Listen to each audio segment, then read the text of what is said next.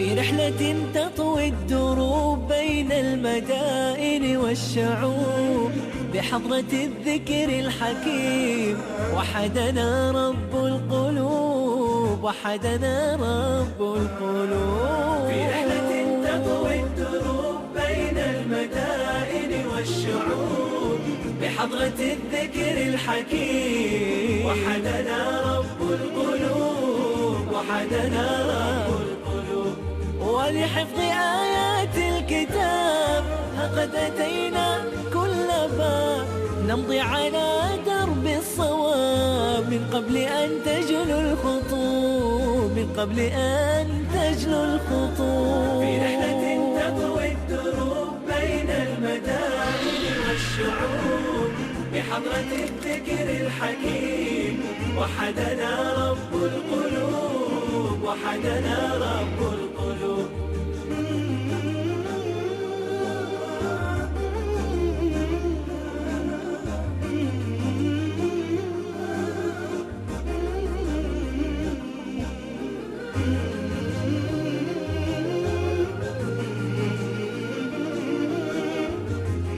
Saya masih merasa terkesan di pusat hafalan Al-Quran di Grozny di Chechnya. Saya duduk dengan salah seorang staf pengajar di sini. Dan saya benar-benar mengambil faedah dari program pembelajaran yang mereka terapkan. Kami pergi ke berbagai negara untuk menerawang dan melihat berbagai pusat dan model hafalan Al-Quran yang metodenya sangat berbeda-beda agar bisa mengambil pelajaran dan lebih dekat pada kitab Allah Subhanahu wa Ta'ala. Dan ketika saya sampai di Chechnya dengan izin Allah Ta'ala, saya benar-benar menceritakan apa yang saya lihat dan saya tidak pernah melihat sebelumnya, melihat pusat hafalan Al-Quran yang seperti ini. Tempat ini bernama Keidi Kisiwa. Itu merupakan nama seorang wanita yang solehah, yang selanjutnya namanya diabadikan untuk tempat hafalan Al-Quran ini. Apa hakikat tempat ini, kegiatannya, dan bagaimana siswanya menghafalkan Al-Quran? Inilah dia, seorang staf pengajar yang bertugas membimbing siswa untuk menghafalkan Al-Quran. Apa kabar, Syekh? Ya, alhamdulillah. Baik, insyaallah. Baik. Syekh, Masya Allah, kira-kira ada berapa orang yang ada di sini? 100 orang, 5 orang pengajar. Masya Allah. Setiap satu orang, mereka membimbing 20 siswa. Masya Allah, Tabaraka Rahman. Masya Allah, apa saja yang ada di tempat ini? Seperti yang Anda lihat, markas atau Al-Quran Center ini terdiri dari satu masjid jami untuk sholat Jumat dan sholat 5 waktu. Ruangan dalam, atas, lalu ada ruangan makan dan tempat berolahraga, ada juga lapangan bola dan arena gulat. Arena gulat? Ya, arena gulat. Arena juga. gulat? Masya Allah. Sebab gulat ada dalam sejarah Rasulullah SAW. Ya, Allahumma sholli alaihi Dilengkapi wa juga sallam. arena olahraga musim panas dan dingin. Ada beberapa rahasia yang bisa membantu Anda dan sifatnya khusus. Bila khusus berarti butuh perhatian, dan ini akan sangat membantu Anda dalam perjuangan Anda untuk menghafalkan Al-Quranul Karim, kitab Allah Azza wa Jalla. Rahasia pertama adalah waktu pagi. Waktu ini sangat penting untuk menghafal kitab Allah Subhanahu wa Ta'ala. Allah Subhanahu wa Ta'ala berfirman, "Wa Qur'anal fajr Inna Qur'anal fajri kana mashhuda." Allah Subhanahu wa Ta'ala memperingatkan kita, wahai penghafal Al-Quran, Anda harus memiliki waktu pagi ini setiap hari. Waktu fajar buat seorang penghafal Al-Quran adalah waktu yang penting. Seorang penghafal Al-Quran harus menunaikan salat fajar. Ingatkan diri Anda, di waktu pagi pikiran terasa jernih. Di waktu pagi, waktu itu penuh barokah. Di waktu pagi Anda akan dapat banyak kebaikan dan derajat yang tinggi di sisi Allah Subhanahu wa Ta'ala.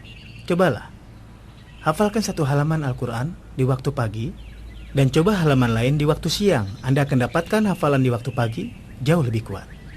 Inilah rahasia yang hebat. Qur'anu fajrin ya akhi mashhudu wal khairu fi safahatihi ma'qudu فاحرص على القرآن لا تبخل به فالخير دوما للورى مردود فاحرص على القرآن لا تبخل به فالخير دوما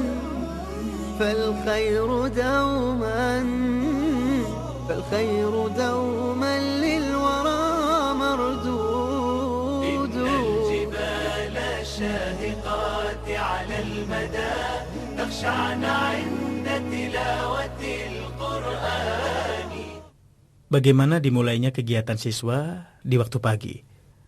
Maksud saya dari siswa itu bangun hingga dia tidur lagi. Setelah sholat subuh, kami mempunyai waktu 4 jam. Dalam waktu ini dikhususkan untuk hafalan dan tasmi. Iya. Pagi hari adalah waktu yang barokah. Pikiran seorang siswa masih jernih, kuat dalam menghafal dan menerima pelajaran. Setelah itu mereka sarapan dan istirahat sampai sholat zuhur. Sekitar setengah jam sebelum sholat zuhur adalah waktu untuk makan siang. Selepas sholat zuhur sampai asar adalah waktu pelajaran selama 3 jam. Dalam waktu ini dikhususkan untuk murajaah. Ya benar. Lalu selepas asar hingga maghrib itu adalah waktu untuk berolahraga. Sebagaimana yang Anda tahu, ada sepak bola, gulat, dengan pelatih-pelatih khusus yang selalu mengajari para Masya Allah, siswa. bagus sekali. Itu kegiatan rutin. Masya Allah, setiap hari? Ya, setiap hari. Iya. Setelah asar hingga sholat maghrib. Kemudian setelah maghrib sampai isya digunakan untuk murajaah lagi dan tahdir, yaitu menghafal dan mengulangi kurikulum yang akan dia ambil pada hari berikutnya. Masya Allah. Setelah itu sholat isya secara berjamaah dan kemudian kegiatan ditutup karena mereka akan istirahat dan setelah itu tidur. Masya Allah, tabaraka rahman. Kegiatan yang terjadwal dengan cukup baik membantu siswa dalam menghafalkan Al-Quran, dan siswa tidak terpaku dengan program hafalan, tapi juga berkesempatan untuk bermain. Poin penting yang menjadi pengalaman pribadi, sekitar 1 jam sebelum tidur, saya harus melakukan murojaah atau pengulangan 1-2 halaman. Ini membuat hafalan kuat, dan hafalan menjadi tidak mudah hilang, dan ini adalah rahasia yang juga sangat penting. Dan rahasia yang ketiga, sesuatu yang sedikit tapi dilakukan terus-menerus. Itu lebih baik daripada banyak tapi setelah itu terputus. Jadi bagi yang ingin menghafalkan Al-Quran, mendengar acara kami, rahasia-rahasia kami, dan membuat Anda bersemangat, itu perkembangan yang bagus. Namun jangan memberatkan diri Anda. Ketika mulai, Anda akan bilang, saya sudah termotivasi, maka saya sehari akan menghafalkan 1 juz, setengah juz, atau 3 halaman, karena dikhawatirkan akan putus di tengah jalan. Ada orang yang duduk di masjid, saat itu saya menghafal Al-Quran bersama Syekh, dan orang tadi begitu termotivasi, ya mungkin seperti Anda. Pada awalnya dia menyetorkan hafalan 2, 3, atau 4 halaman. Lalu saya bilang, anakku kamu harus menyetorkan hafalan 2-3 halaman, lalu absen 2-3 minggu, nanti menyetor lagi, terus 1 bulan tidak kelihatan. Ini tidak benar. Al-Quran harus selalu Anda ulang-ulang dengan kontinu. Itulah cara yang benar. Misalnya dalam 1 hari, saya ingin 10 ayat. Ketika dia mau menyetorkan 12 ayat, saya bilang tidak, saya hanya ingin 10 ayat. 2 ayat yang lain untuk pertemuan berikutnya. Akhirnya dia berhasil menghafalkan Al-Quran. Berapa waktu yang dibutuhkan secara terus-menerus oleh siswa sehingga dia bisa menghafalkan Al-Quran secara keseluruhan atau lengkap? Yang kami targetkan sebenarnya tergantung pada masing-masing santri. Kami bisa melihat kemampuan mereka, bagaimana hafalannya, tasminya, dan cara dalam talqi. Namun maksimal waktu yang dibutuhkan 3 tahun. Waktu maksimalnya 3 tahun dan dia sudah bisa menghafal Al-Quran. Saat itu hujan turun. Kami mengambil jalan dari ruang bawah tanah karena seluruh sisi bangunan terhubung di bagian bawah untuk antisipasi keadaan darurat.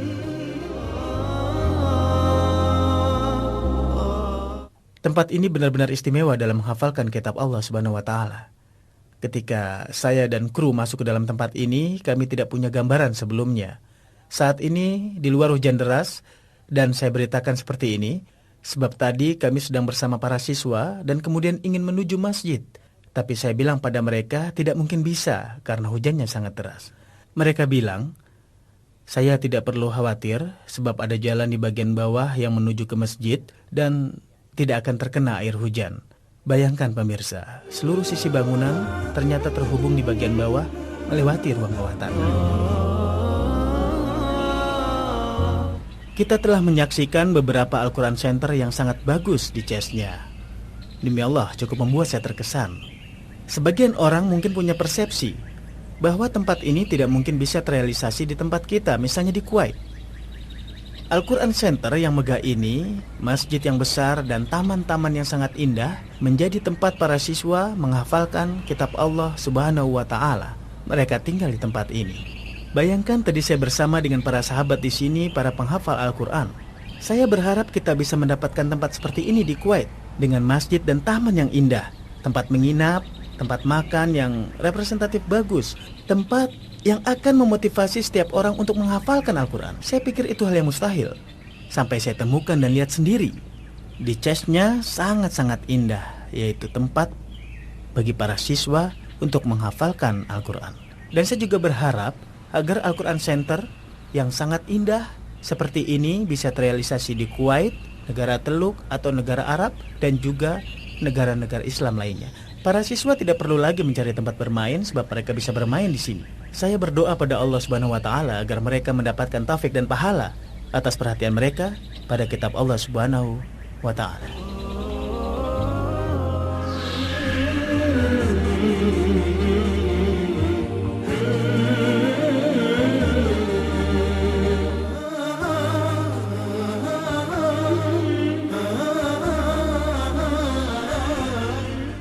Ada cara yang baik sekali untuk para orang tua yang akan membimbing anak-anaknya dalam menghafalkan Al-Quran agar mereka bisa menyelesaikan proyek yang agung ini sehingga lengkap seluruh Al-Quran.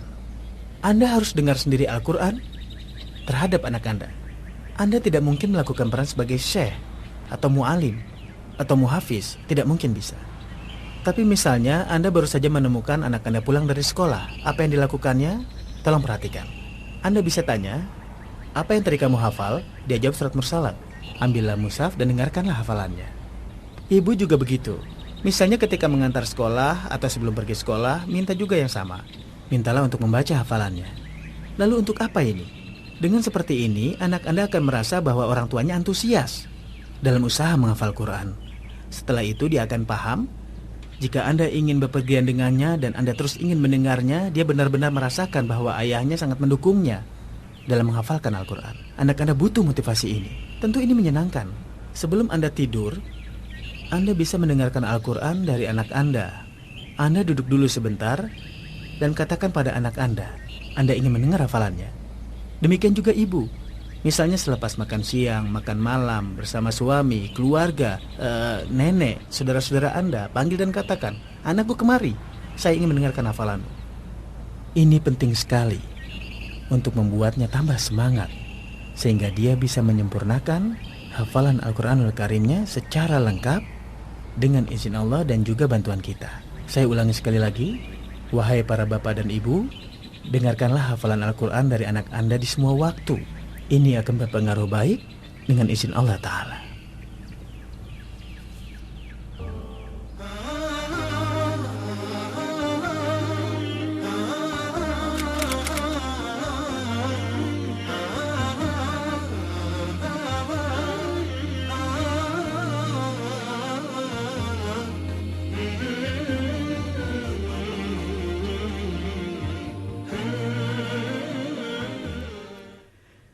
Di Yayasan Al-Abrar Mesir, saya menjumpai Abdul Wahab Abdul Latif yang hafal Al-Quran secara lengkap.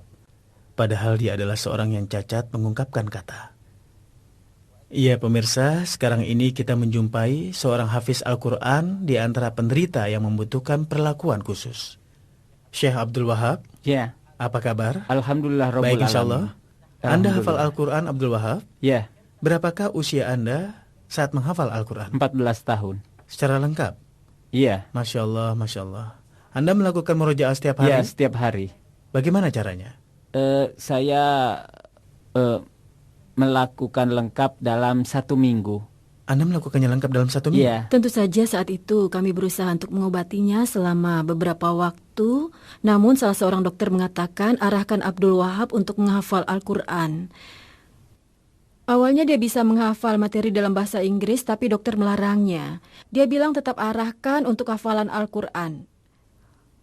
Dulu dia tidak bisa bicara. Pertama kali bicara dengan jelas usianya 14 tahun. Waktu kami memperdengarkan Al-Quran, dia menangkapnya dengan cepat dan kemudian dia bertanya, ayat tadi tempatnya di mana? Lalu kami membawanya kepada salah seorang syekh untuk membimbingnya menghafal. Saya iri Masya Allah, tapi iri karena suka pada Anda. Iya. Karena Al-Quran ada dalam hati Anda. Alhamdulillah. Ini lebih baik dari kita semua. Apa itu benar atau tidak? Iya, benar. Masya Allah. Baik, Syekh Abdul Wahab, kalau saya tanya tentang ayat Al-Quran, Anda siap menjawab? Iya, Yakin? Yakin. Di bagian manapun saya bertanya? iya. Baiklah. بسم الله الرحمن الرحيم لا يكلف الله نفسا إلا وسعها لها ما كسبت وعليها ما اكتسبت. Surat Al-Baqarah. Masya Allah. بسم الله الرحمن الرحيم لا يكلف الله نفسا إلا وسعها لها ما كسبت وعليها ما اكتسبت ربنا لا تؤاخذنا إن نسينا أو أخطأنا ربنا ولا تحمل علينا إصرا كما حملته على من قبلنا ربنا ولا تحملنا ما لا طاقة لنا به واعف عنا واغفر لنا وارحمنا أنت مولانا فانصرنا على القوم الكافرين. Ini adalah keutamaan Allah yang diberikan kepada kami. Mungkin dialah cahaya yang kami punya. Dia menjadi sebuah tanda kebaikan untuk semua orang dan kemudian ada rasa rindu yang aneh sekali buat orang-orang yang mengitarinya. Syekh Abdul Wahab, Ya, kalau saya tanya pada Anda tentang surat Hawamim, yaitu surat yang dimulai dengan Hamim, surat pertama yang dimulai dengan Hamim. surat Ghafir. Baik. Iya. Surat Ghafir. Kemudian Benar. Tanzilu, تنزيل من كتاب العزيز العليم غافر الذنب قبل التوبة شديد. istimewa. Kemudian surat apa setelahnya? Fusilat. Masya Allah. Dibaca. Surat Syuro, Ya. Jukruf, Dukhan, Masya Jathiyah. Allah, Masya Allah. Kemudian akhir surat yang diawali dengan Hamim. Surat Ahqaf. Masya Ya, Allah, surat Masya Ahqaf. Allah, Tabaraka Rahman. Saya tanya pada Syekh Abdul Wahab tentang surat Hawamim, yaitu surat yang dimulai dengan Hamim. Masya Allah, dia bisa menjawabnya dengan urutan yang benar. Saya merasa senang duduk bersamanya dan kita sebenarnya merasakan bahwa kita ini masih belum memberikan perhatian yang layak kepada Al-Quran. Syekh, Ya, ولقد استهزئ برسل من قبلك. itu ada dalam surat apa? surat Al-An'am. Surat Al-An'am. Terus? Akhir surat Ar-Ra'd. Iya, benar. Terus surat apa? Al-An? Al-Anbiya. Masya Allah. Setelah itu saya benar-benar bahagia. Saya pun dengan bangga selalu mengatakan saya adalah ibu dari Abdul Wahab. Tidak penting dia itu peringkat 3. Yang penting saya bahagia. Dan orang kalau bertanya alamat di mana rumah Ummu Abdul Wahab. Surat-surat apa yang ada sajidahnya? Al-A'raf, Ya, Ar-Ra'd, iya. Nahal, Isra, Maryam, Al-Hajj, Furqan, Sajdah, Syad, Fusilat, Insyikok, lalu Masya Allah. surah Baik, Syekh Abdul Wahab. Surat apa yang mengandung 2 sajdah? surat Al-Hajj. Masya Allah. Coba sebutkan yang pertama dan yang kedua. Baik. Sebutkan yang pertama dan yang kedua di surat Al-Hajj. فعلوا ما يشاء إن صح إن الله يفعل ما ويا يشاء. أيها الذين آمنوا اركعوا واسجدوا واعبدوا فافعلوا خيركم لعلكم تفلحون. Itu ada dalam surat Al-Hajj. Tabaraka Rahman. Saya tidak bosan-bosannya untuk mengingatkan Anda, ini bukan hanya untuk tayangan atau sekedar promosi, tapi kami menemui orang-orang yang istimewa dalam menghafalkan Al-Quran, bahwa ketika mereka punya kemauan menghafalkan Al-Quran, padahal termasuk orang-orang yang berkebutuhan khusus, mereka punya rintangan yang cukup besar dalam menghafal. Tapi ketika kita sangat ingin menghafalkan Al-Quran, itu akan terasa mudah. Bahkan sebenarnya buat kita tidak akan ada rintangan dan hambatan, maka merekalah yang membuat kita menyesal. Seperti sahabat kita Syekh Abdul Wahab, bahkan hafal ayat-ayat yang serupa mutasyabihat. Saya sendiri demi Allah, saya tidak bisa. Demi Allah, saya tidak bisa menjawab pertanyaan yang seperti tadi. Pertanyaan yang bisa dia jawab. Tabaraka Rahman. Saya bisa sampaikan kepada para ibu dan juga para putra-putri kita, daripada menghafal lagu dan nyanyian, arahkan mereka menghafalkan firman Allah Al-Quran. Pasti mereka akan merasakan kebahagiaan. اسألوا قلبي فقلبي ذاب في حبك ربي إن في جوفي كتاب صنني من كل كرب إن في جوفي كتاب صنني من كل كرب رحلة تطوي الدروب بين المدائن والشعوب وبحضرات الذكر الحكيم وحدنا رب القلوب وحدنا رب القلوب ولحفظ آيات الكتاب قد أتينا كل باب نمضي على درب الصواب درب الصواب من قبل أن تجلو الخطوب ولحفظ آيات الكتاب قد أتينا كل باب نمضي على درب الصواب درب الصواب من قبل أن تجلو الخطوب من قبل أن تجلو الخطوب في رحلة تطوي الدروب بين المدائن والشعوب وبحضرات الذكر الحكيم وحدنا رب القلوب وحدنا